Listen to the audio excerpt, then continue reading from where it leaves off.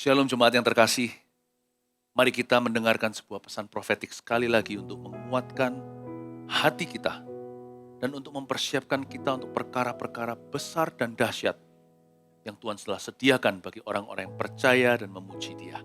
Terlebih dahulu, mari kita tundukkan kepala, pejamkan mata kita, dan menyambut kehadirannya. Tuhan Yesus tercinta, datanglah di tempat ini, sampaikan sabdamu, sembunyikan hamba-Mu ini sebagai saluran-Mu di balik salib-Mu. Dan hamba berdoa setiap orang mendengarkan suara Roh Kudus. Di balik setiap perkataan hamba, Kau taruh urapan yang akan menerobos maju dalam kehidupan umat Tuhan, terutama yang bergumul dengan sesuatu. Mujizat akan terjadi bukan karena Tuhan berhutang budi. Mujizat akan terjadi karena Tuhan bermurah hati. Berkati umat-Mu, kami memuji-Mu di dalam nama Yesus. Haleluya, amin. Di tahun yang brand new tentunya, setiap gereja akan punya suatu visi tersendiri. Itu saling melengkapi asal Alkitabiah. Tapi saya percaya ada rema di setiap gereja sesuai dengan visi yang dicanangkan di sana. Justru kalau tanpa visi liarlah rakyat. Alangkah baiknya every church, setiap gereja mempunyai visi yang dicetuskan dan kita setia dengan itu sambil melihat janji Tuhan digenapi. Dan tahun ini saya mendapatkan sebuah pesan profetik untuk umat yang saya pimpin dan saya yakin kita semua yang mendengarkannya pun akan diberkati. Saya percaya di tahun ini Tuhan telah tentukan menjadi tahun pujian dan penyediaan, the year of praise and provision. Tentunya setiap gereja berbeda-beda sekali lagi, tapi kita bisa belajar dan menerima sesuatu dari setiap rema dan setiap visi masing-masing di rumah Tuhan. Apa artinya tahun pujian dan tahun penyediaan? Tuhan menghendaki agar kita umatnya itu banyak memuji, bukan mengeluh. Banyak menyembah, bukan bersungut-sungut. Toh khawatir tidak bisa menambah sehasta. Justru memuji itu jauh lebih berguna. Masih ada lembah Yehosafat, masih ada yang namanya jarahan dalam pujian. Bukan berarti kalau kita memuji Tuhan itu supaya dapat sesuatu. Juga enggak, karena memuji itu enggak jodoh dengan kata supaya. Jangan memuji supaya. Aku memuji supaya diberkati, aku memuji supaya Tuhan berikan mujizat dan jawab doaku. Jawab enggak jawab, pasti dijawab sih, tapi seringkali orang kalau belum dijawab doanya kecewa dulu. Dan kalau memuji itu bersyarat, ada ketentuan. Aku memuji lo ya, berarti Tuhan berutang budi. Kalau aku memujimu, kau harus melakukan mujizat untukku. Gak bisa. Memuji Tuhan itu gak bisa memuji supaya. Memuji itu karena. Kita memuji karena Tuhan layak. Kalau kita gak memuji Tuhan, batu-batu di jalanan akan berteriak Hosana, Hosana. Kalau kita gak menyembah, burung di udara berkicau. Tiap pagi bahkan langit cakrawala menceritakan kemuliaannya. Yang gak muji, gak nyembah, yang rugi. Apalagi kalau kita ini bukan hanya makhluk hidup, kita ini makhluk yang paling mulia yang diciptakan dalam gambar dan rupa Allah. Sepatutnya, seyogyanya kita harus lebih memuji Tuhan daripada burung di udara, daripada segala ciptaan Allah. Memuji itu memang jauh lebih useful. Karena sekalipun Tuhan tidak berhutang sama siapa-siapa ketika kita menyembah. Karena dia layak bukan? Apalagi dia sekarang juru selamat kita. Dia Tuhan di atas Tuhan, Raja di atas segala Raja. Sekalipun Tuhan tidak punya obligasi untuk memberkati kita. Tapi orang yang memuji dan menyembah itu ada banyak benefitnya. Kita gak usah kejar itu. Sama seperti bernafas, tujuan kita kan hanya hidup setiap hari dengan sungguh-sungguh hidup berkenan. Nafas itu sudah Tuhan sediakan oksigennya tanpa kita minta, seringkali kita gak sadari, kita tarik nafas ke paru-paru, kita buang lagi, sampai kita ngalami yang namanya paru-parunya bermasalah, sesak nafas segala, baru kita menghargai oksigen itu mahal sekali. Atau kemampuan untuk menyedotnya. Meskipun kita gak minta, Tuhan sediakan. Nah ini dia penyediaan Allah. Orang yang memuji dan menyembah itu, nasib orang itu ada di tangan Tuhan yang dia puji. Dan Tuhan menentukan nasib orang yang memujinya. Dan ada persediaan-persediaan atau penyediaan-penyediaan dan pengadaan-pengadaan Allah bagi orang-orang yang tekun memuji melawan arus, bahkan ketika hatinya mau mengeluh, dia berikan korban pujian. Ketika dia harusnya bersungut-sungut, dia memilih untuk mengakui dengan iman. Pada saat dia maunya membalas, dia memilih untuk cari Tuhan. Pada waktu dia mau berdosa, malah justru dia cari firman. Pada orang seperti itu, Ibrani sendiri berkata begini, ada upah bagi orang yang mencari. So, Tuhan tidak pernah membiarkan sia-sia orang yang mencarinya, sekalipun mereka tidak minta. Seperti oksigen yang disediakan, ada penyediaan Allah bagi orang-orang yang berjubah pujian. Jadi memuji itu karena dia adalah juru selamat kita, karena dia adalah Bapa kita, karena dia adalah Allah, karena Tuhan itu layak. Bukan memuji supaya kita dapat sesuatu. Namun firman ini tetap perlu dibagikan. Sekalipun bukan demi supaya kita mengejar, itu bukan aplikasinya. Tetap kita harus tahu, we must know what rights we have as children of God, as His bride. Kita harus tahu hak apa yang kita miliki, hak penuh, ahli waris, anak-anak kerajaan Allah, dan mempelai wanitanya. We must know. Karena waktu kita mengerti ini, kita jadi kuat dalam kasih karunia. Saya yakin tahun ini adalah tahun yang kita harus banyak memuji Tuhan dengan sengaja. Memuji itu gak segampang yang kita kira. Kita kira kita akan normalnya alami memuji. Enggak, daging kita tuh menyeret ke belakang. Daging kita tuh lebih bakat alam untuk mengeluh dan bersungut-sungut. Memuji itu disiplin rohani yang super tinggi, bukan sekedar menyanyi. Tapi memuji Tuhan itu bukan hanya nyanyian loh. Coba renungkan. Memuji Tuhan itu ternyata lebih dari itu. Kita buka dulu firman Tuhan di Mazmur 22 ayat yang keempat.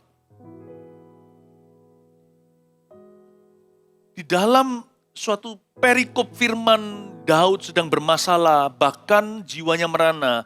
Karena itu di judul Alkitab Indonesia kita diberi judul begini, Allahku mengapa kau tinggalkan aku? Daud lagi merasa kesepian, dia sama sekali tidak kepingin memuji Tuhan. Tapi dia bangun tidur pagi-pagi maksudnya, di ayat 1 untuk pemimpin biduan, menurut lagu Rusa di Kala Fajar, Mazmur Daud. Coba saya bahas itu dulu. Untuk pemimpin biduan di sini itu siapa? Untuk WL-nya, pemimpin pujian, atau untuk pemimpin negara? Bukan. Ada berapa tafsiran, ahli teologi mendebatkan. Salah satu kemungkinan adalah untuk pemimpin pujian karena bahasa Indonesianya P huruf kecil, tetapi sebenarnya di bahasa Inggrisnya for the leader of the choir of heaven. Dengan L huruf besar atau untuk pemimpin pujian dengan P huruf besar di depannya, berarti bisa jadi untuk pemimpin pujian itu untuk Tuhan, Panglima Bala Tentara Sorga, the leader of the choir. Bagi dialah segala pujian, hormat, kemuliaan, kekuatan, dan syukur. Bisa jadi untuk pemimpin pujian ini untuk Tuhan Yesus. Sedangkan Daud, memang mazmurnya sih mazmur Daud, tapi mazmur itu untuk Tuhan, segala pujian itu untuk Tuhan. Baik pujian pada waktu kita lagi nyaman, atau pujian ketika kita sama sekali gak kepingin memuji Tuhan. Ketika kita sedang bermasalah, dirundung dengan berbagai macam persoalan. Atau ketika memuji itu mudah atau gampang, atau ketika susah setengah mati. Buka mulut aja gak sudi. Segala macam tipe pujian dinaikkan dari hati yang sungguh-sungguh pada Tuhan. Pujian itu miliknya Tuhan. Untuk pemimpin biduan. Jadi pujian kita gak pernah sia-sia. Tiap kali kita memuji itu pasti kena. Asal yang kita puji adalah Tuhan. Asal kita memuji Tuhan dengan cara yang berkenan. Sesuai dengan firman Tuhan. Bukan seperti orang gila yang telanjang nari-nari di jalan. Memuji dengan memuliakan Tuhan. Kalau kita melakukannya secara alkitabiah, apapun musim hidup kita. Musim hidup Daud lagi gak enak nih, makanya Allahku mengapa kau tinggalkan aku. Di situ ditulis menurut lagu cukup stressful, cukup depresif, rusa di kala fajar. Maksudnya sepi, fajar pagi hari. Dia seperti rusa yang haus. Dia pagi-pagi subuh terjaga. Kemungkinan dia gak nyenyak tidur karena bermasalah. Atau rusa yang dikejar-kejar. oleh hewan predatornya. Mungkin dikejar oleh hewan pemangsa. Mungkin dikejar oleh serigala. Rusa di kala fajar langsung cari Tuhan, sambut Tuhan. Tuhan, aku gak bisa tidur, pagi-pagi, subuh-subuh aku menunggu. Tapi juga bicara kepada kita, Daud ini sengaja. Waktu dia gak enak, dia cari Tuhan di pagi-pagi buta. Sebelum orang lain bangun tidur, mengotori awan dan angkasa. Dengan doa-doa yang penuh dengan kemunafikan, doa-doa yang nyaman. Daud pagi-pagi dulu serbu sorga. Waktu jalurnya masih belum ada saingan. Ya, bagi Tuhan sama saja berapa orang yang berdoa di dunia. Tapi bagi Daud, dia bisa konsentrasi penuh di pagi hari. Dia mau memuji dulu. Sebelum bahkan seluruh sel tubuhnya bangun tidur, hari itu belum terjaga. Waktu itu masih belum segar. Matanya masih begini karena lelah, ngantuk, tidur gak cukup atau bangun kepagian. Daud biarkan dirinya dan langkah derap kakinya langsung masuk ke hadirat Allah untuk memuji seperti rusa haus mencari air. Daud mencari Tuhannya lewat pujian. Makanya dia berkata, Allahku, mengapa kau tinggalkan aku? Aku akan cari Tuhan subuh-subuh. Memuji Tuhan itu memang harus lawan arus. Rusa satu ini telah mencuri perhatian sorga. Apapun terjadi di hidupnya, meskipun hatinya penuh keluhan, where is God in my life? Kenapa Tuhan izinkan ini terjadi? Di mana Allahku? Allahku, kenapa kau tinggalkan aku? Tetap saja seperti rusa yang haus air, datang ke hadirat Allah, fajar-fajar menunggu. Mazmur Daud, pujian itu untuk Tuhan. Dan kalau sudah sampai ke Tuhan, apa yang terjadi? Kita baca dulu ayat 2, Allahku, Allahku, mengapa engkau meninggalkan aku? Aku berseru tetapi engkau tetap jauh dan tidak menolong aku. Dia berseru doa-doa doang. Gak nyampe-nyampe rasanya, padahal sampai sih, itu cuma perasaan saja. Tapi pernah gak kalau kita itu lagi stres gitu, lagi berbeban berat, batin tertekan, rasanya doa gak mempan, gak nyampe. Ya itu memang perasaan, tapi valid sih. Gimana pun tetap validasi. Perasaan itu kan real, tapi bukan berarti itulah kebenarannya. Tapi Allah tidak menyangkali perasaan yang ada pada hambanya.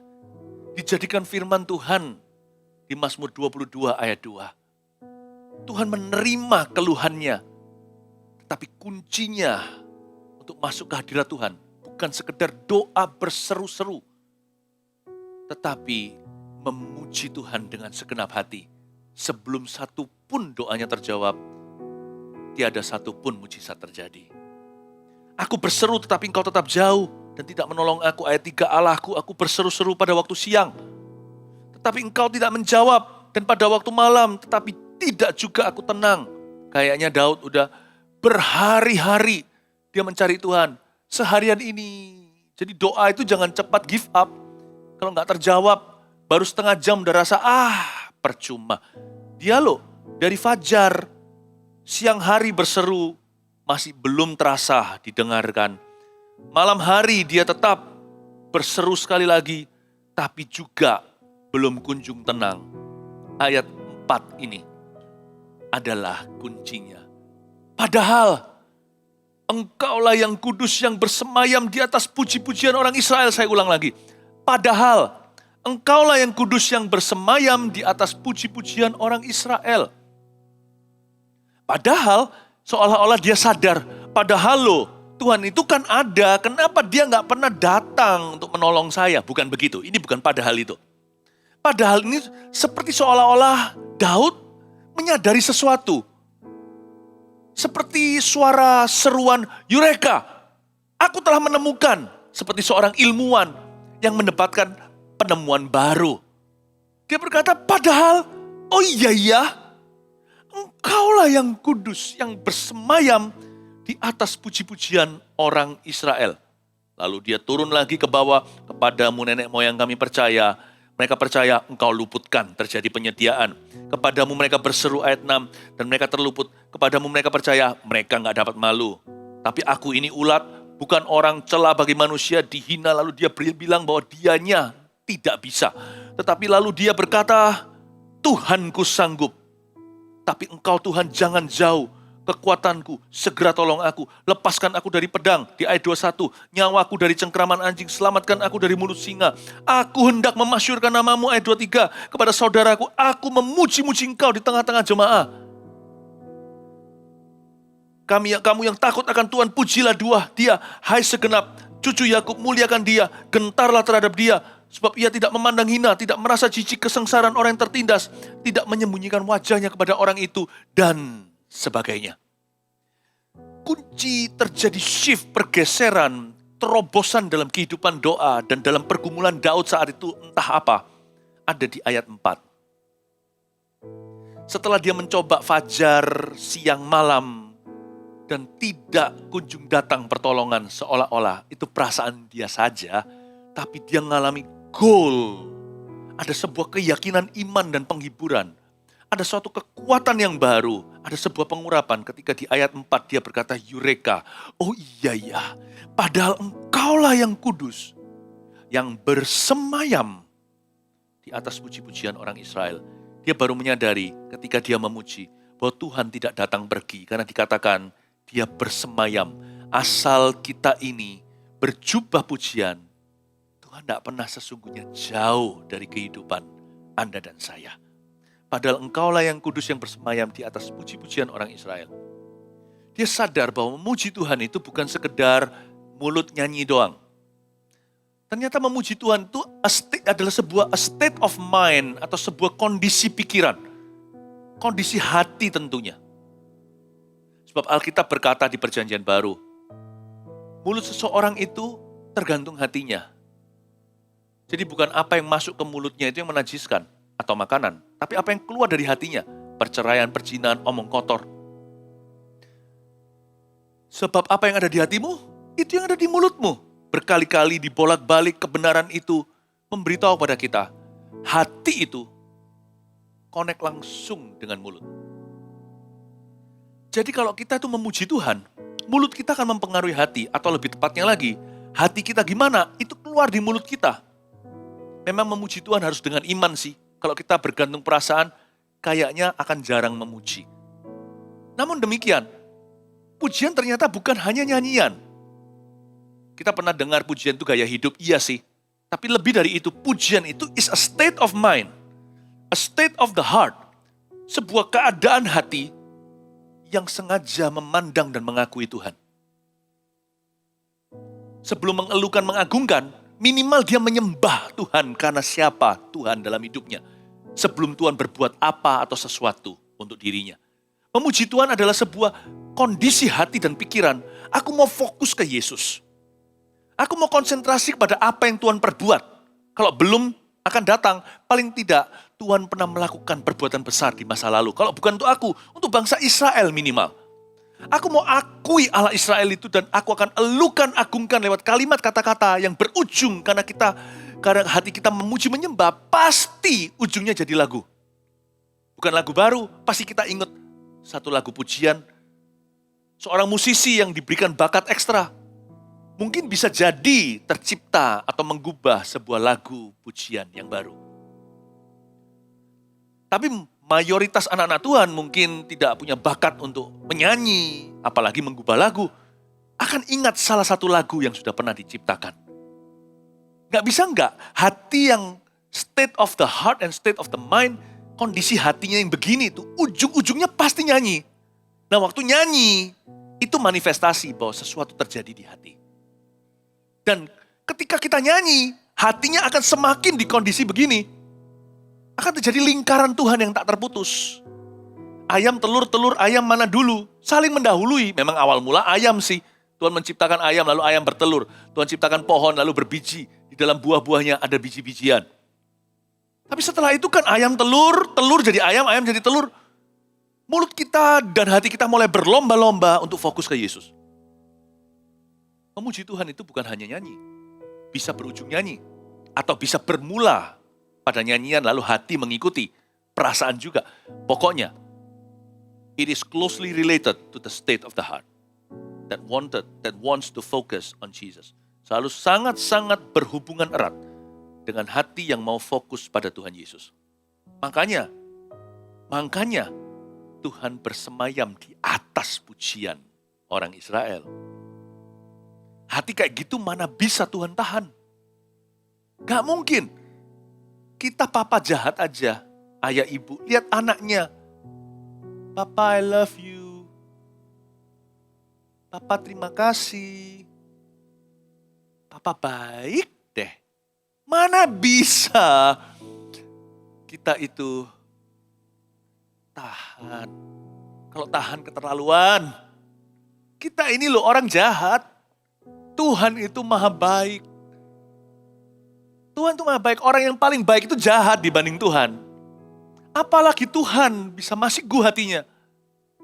Hatinya bisa tergerak. Makanya itu Tuhan bertahta atau bersemayam di atas puji-pujian orang Israel. Memang muji itu juga gaya hidup. Kalau kita lakukan terus-menerus jadi kebiasaan. Seseorang melakukan sesuatu lebih dari 3 kali aja jadi kebiasaan buruk atau kebiasaan baik juga bisa. Seringkali melawan arus di dunia ini kebiasaan baik perlu lebih banyak frekuensinya. Karena dunia ini jatuh ke dalam dosa, kita semua itu bakat alam Adam. Tapi kalau kita cukup terus melakukan pujian terus-menerus, nggak sampai setengah tahun ini, pujian menjadi gaya hidup yang memerdekakan. Apa maksudnya Tuhan bersemayam, yang kudus bersemayam di atas puji-pujian orang Israel? Artinya Tuhan bertahta di atas pujian umatnya. Saya kasih 2 penjelasan saja. Simple.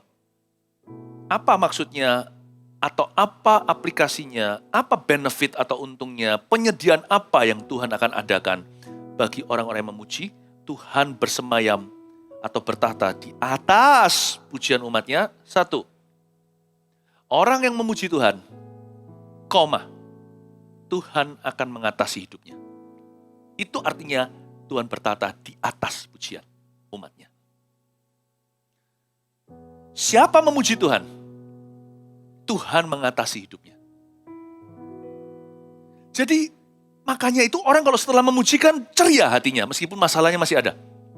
Karena dia mendapatkan satu kesaksian roh di dalam dirinya bahwa don't worry my son. Jangan khawatir putraku atau putriku. Aku pegang kendali atas hidupmu. Kamu memuji aku dengan segenap hati, kamu mengakui siapa Allahmu, Allahmu bertanggung jawab. Aku akan mengatasi hidupmu. Dengan segala masalahnya satu packaging, satu paket semuanya dengan plus minusnya. Semuanya menjadi milikku. Makanya itu kalau kita menyembah berhala kan kita diikat oleh berhala itu. Kalau kita memberikan pujian, penyembahan baik dalam bentuk gerak-gerik tubuh atau perkataan atau janji. Whatever it is. Atau suatu ritual penyembahan langsung. Bukankah hidup kita akan dipengaruhi dengan kuasa gelap? Akan diikat oleh roh jahat. Siapa memuji, dia menjadi milik yang dia puji.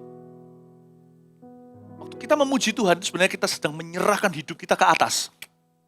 Dia bertata di atas pujian umatnya. Itu berarti dia menerima seperti ini. Lebih dari lagu, dia terima hidupku. Dia terima hidupmu. Dia berkata, mulai hari ini aku mengatasi hidupmu. Your life, my responsibility. Hidupmu adalah tanggung jawab saya. Makanya itu kita bisa punya keyakinan percaya bahwa everything will be alright in Christ. Segala sesuatu akan menjadi baik dalam Kristus. Bukan semuanya fine-fine saja, tapi semua indah pada waktunya. Yang pertama, orang yang memuji Tuhan, Tuhan mengatasi hidupnya. Yang kedua, orang yang memuji Tuhan akan mengatasi masalahnya.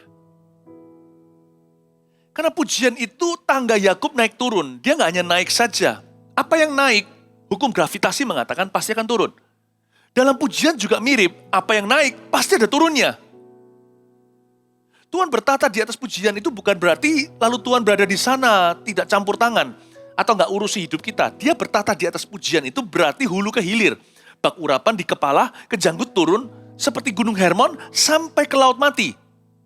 Titik terendah itu pun akan terjangkau. Padahal di atas sana itu airnya air dingin sampai ke bawah airnya itu membuat apapun yang dilemparkan ke dalamnya mengapung, gajah atau tank sekaligus. Berupa air es di Gunung Hermon, Sampai ke bawah sana menjadi air mineral tinggi yang asin sekali. Yang bisa menyembuhkan kalau kita kaki ada borokan. Kalau kita ada luka terbuka, itu akan langsung kering, perih memang. Tapi akan langsung mengeringkan, ada terapeutik, ada nilai terapinya. Ada kesembuhan ilahi. Jadi gak mungkin kita itu hanya naik ke atas. Mana ada anak kecil kalau api-api hak dan berkata, Papa gendong, apalagi masih kecil. Mbak Tita, Mbak Lita pun, saya nggak tahan kalau ada salah satu anak saya, waktu mereka masih kecil, sekarang mereka udah besar sih nggak kuat. Tapi Tuhan selalu kuat. Allah kita adalah Allah yang kuat. We have a strong God. We have a powerful Father. Kalau dia angkat tangan gini, Papa, Papa. Saya bertata di atas karena saya lebih tinggi, karena saya ayahnya. Saya orang dewasa, mereka anak kecil. Ketika mereka angkat tangan begini, pasti saya responi dengan mengulurkan tangan. Tuhan bertata di atas itu berarti dia ulurkan tangan ke bawah. Makanya ketika kita angkat tangan, Tuhan turun tangan. Itu bukan pepatah gampangan. Meskipun itu lucu didengar atau biasa atau ya klise sekali. But it's true though. It's true. Apa yang angkat akan turun. Bukan berarti angkat tangan itu jimat atau keramat. Tidak. Tapi kalau dari hati yang tulus, sesuatu turun dari sorga. Sesuatu turun dari perbendaharaan Allah. Itulah penyediaannya. The provision of God. Saya pasti akan ulurkan tangan saya, lalu gendong anak saya. Dulu anak saya yang pertama, kedua tidak jauh berbeda usianya. Saya angkat dua-dua, saya gendong peluk mereka. Satu di atas sini, satu saya gendong begitu. Asal ada yang jaga di belakang, supaya nggak jatuh.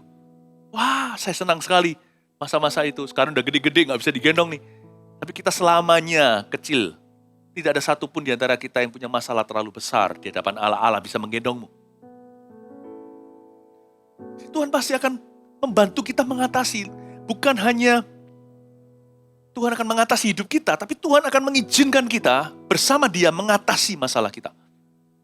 Akan ada hikmat dari tempat maha tinggi. Tiba-tiba kita yang biasa-biasa punya otaknya Salomo. Akan punya imannya Abraham. Padahal kita ini loh dulunya orang pelin-pelan. Orang-orang yang pecundang, penakut seperti di Gua Adulam tiba-tiba punya hatinya Daud. Ada sesuatu yang turun. Kalau Allah mau solve your problems, Allah mau memecahkan permasalahanmu, Dia akan memakaimu. Sebagian kecil permasalahan itu akan diselesaikan, Tuhan akan pakai orang lain dalam hidupmu. Tapi sebagian besar Tuhan akan memakai dirimu. Makanya dirimu dan diriku disebut sebagai lebih dari pemenang. Berarti Tuhan mau kita terlebih dahulu menang. Tuhan punya pilihan ke satu adalah dirimu dan diriku. Untuk menyelesaikan permasalahan kita. Tuhan akan kasih kita hikmat dari tempat maha tinggi. Pewahyuan, strategi. Tuhan akan kasih iman, keberanian, peace. Bahkan tanpa damai sejahtera. Mana bisa kita berjalan dengan Allah.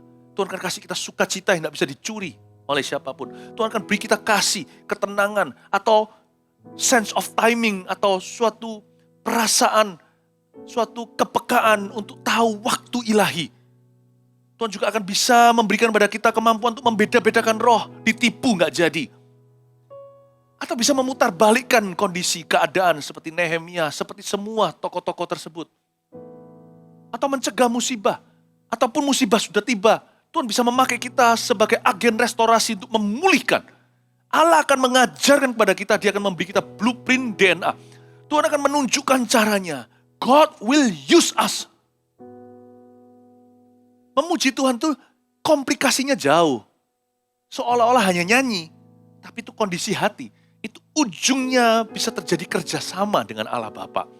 Di mana Tuhan akan mewahyukan sesuatu dari atas itu.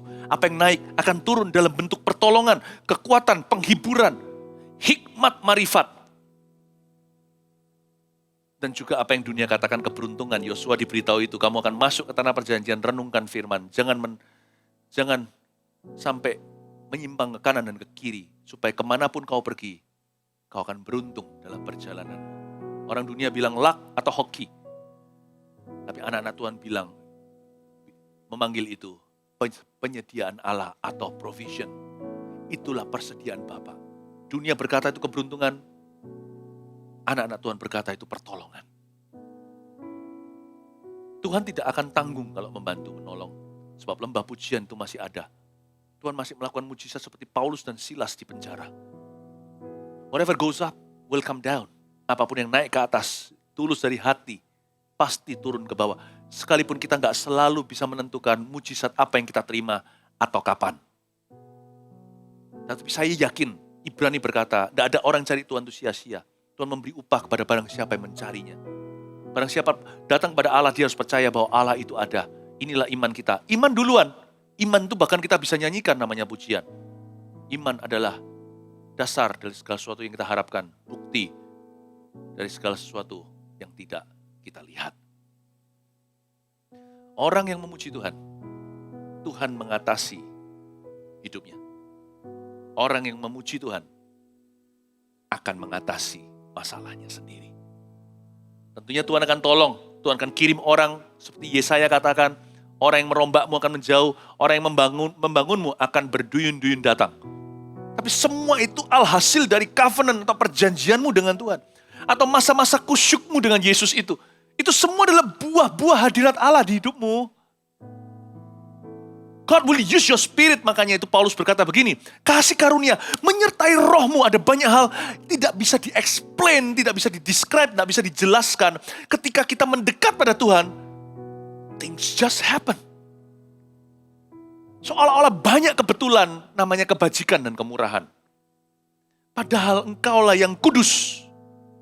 Tuhan itu tulus, tidak pernah berdusta dalam hidup kita yang bersemayam, tinggal di dalam dan di atas puji-pujian orang Israel.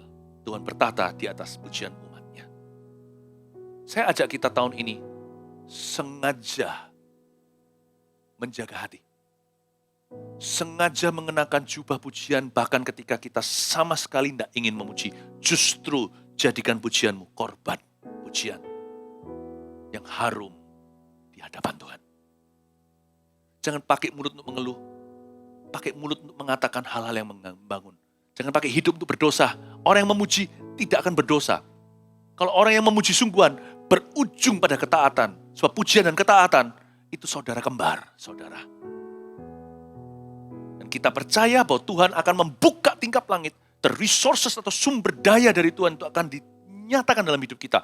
Kalau saya bilang penyediaan atau provision, gak selalu uang dan barang. Banyak orang pikirannya cetek atau dangkal sekali. Kalau bicara tentang provisi atau penyediaan pengadaan, kita mikirnya benda. Bukan. Awal-awal itu juga bisa hikmat, strateginya, suatu perspektif paradigma. Kebanyakan berkat itu dalam alam rohani. Bukan alam jasmani. Alam jasmani itu hanya demonstrasi, hanya manifestasi, hanya testimoni atau kesaksian bahwa Allah itu nyata. Tapi sebagian besar berkat, dan initially atau pada awal mulanya, ketika bumi belum berbentuk, Roh Kudus melayang-layang di udara, seringkali berkat yang nomor satu diberikan adalah hadirat Allah. Baru setelah itu keluar firman, jadilah, maka terang jadi, maka bumi jadi. Kalau saya bilang penyediaan atau provision atau pengadaan, what I meant were spiritual blessings. Yang saya maksudkan adalah berkat-berkat di alam rohani. Efesus katakan, di dalam Kristus, dalam sorga. Oh haleluya. Padahal engkaulah yang kudus yang bersemayam di atas puji-pujian orang Israel. Mari siapkan hati kita untuk menghampiri tata Allah bukan hanya di ibadah ini atau melalui pesan ini. Tapi mulai hari ini, siapkan diri untuk berjalan makin lama makin kuat hendak menghadap Allah di Sion. Mulai hari ini, siapkan hidupmu untuk berziarah every day, setiap hari, mendekat kepada tahta kasih karunia. Masuk ke hadirat Allah, angkat hati dan menyembah. Yesus layak soalnya. Bukan supaya kita dapat sesuatu, kita memuji. Karena Tuhan adalah juru selamat kita. Haleluya. Saatku menyembahmu, Rohmu bekerja. Saatku memujimu, Kau bertata di atas pujian. Ku angkat hatiku, ku pandang kekudusan-Mu. Saat ku sembah, ku puji-Mu, ku rasakan kehadiran-Mu Tuhan. Sama-sama memuji Tuhan. Saat ku menyembah-Mu, Roh-Mu bekerja. Saat ku memuji-Mu, Kau bertata di atas pujian. Ku angkat hatiku, ku pandang kekudusan-Mu. Saat ku sembah, ku puji-Mu, ku rasakan kehadiran-Mu Tuhan. Ku angkat hatiku, ku pandang kekudusan-Mu. Saat ku sembah, ku puji-Mu, ku rasakan kehadiran-Mu Tuhan. Saat ku sembah, saat ku sembah, ku puji-Mu, ku rasakan kehadiran-Mu Tuhan. Materaikan firman-Mu Tuhan, bangkitkan umat yang berjubah pujian, bukan hanya di mulut kami, tapi dalam kehidupan. Terima kasih, berkat-Mu atas umat-Mu, penyediaan-Mu tak pernah terlambat hadir dalam kehidupan kami. Terima kasih Yesusku. Allah Bapa, Putra, Roh Kudus selalu beserta pada orang-orang percaya. Dalam nama Yesus. Haleluya.